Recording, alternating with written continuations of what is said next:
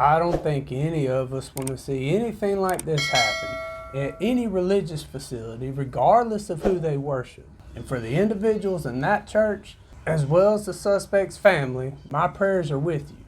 And it's easy to say, with all the controversies that surround the concept of a megachurch, and all the controversy that surrounds Joel Osteen, that he was the target, that this place was the target.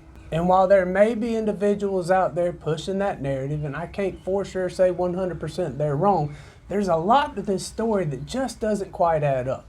And that's exactly what we're going to talk about today. And if an open conversation is something you prefer, then this is the place for you. Welcome to The Point, so let's talk about it.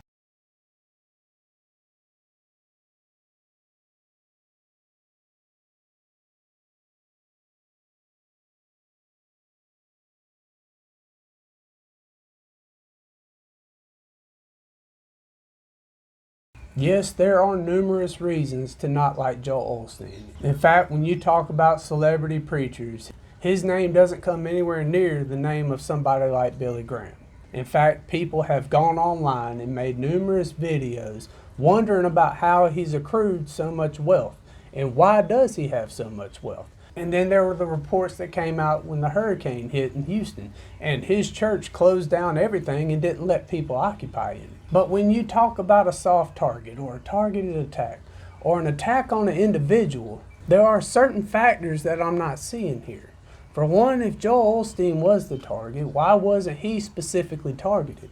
It was said that at the end of these sermons, he goes out and greets his parishioners. And that does seem like the best time, if he was the target, that you would enact something like this. And people have gone on here and said, well, it was the parishioners. This individual was going to attack those people and try to strike some fear into their hearts and minds. At the time of this video, I haven't seen any reports to come out that said anybody had passed beyond the suspect. And her child is still in critical condition, and the man who was shot in the leg is still in the hospital. This is speculation, but I believe that man was injured in the crossfire between those two off-duty police officers and her. So if she's carrying this weapon with the intent of hurting people, where are those people at?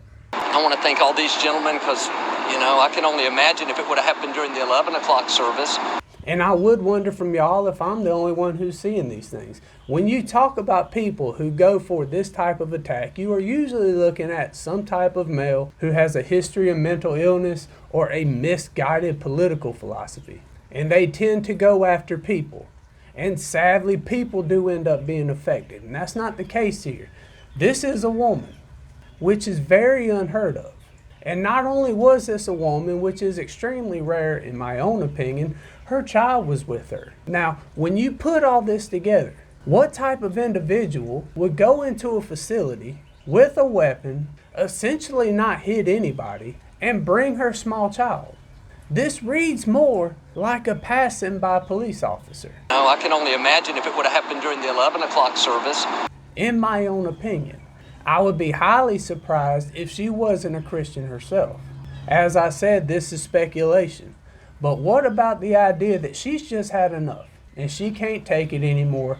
She believes she's suffering. She believes her family is suffering. And she decides the best way for her to pass on is for somebody else to do it. And she chooses a facility where it would be known that there would be off-duty officers who would be able to quickly respond. But when you look at our history of events like this, I can't find a whole lot of similarities here. And something that offers a little bit of credence to that would be this verse right here.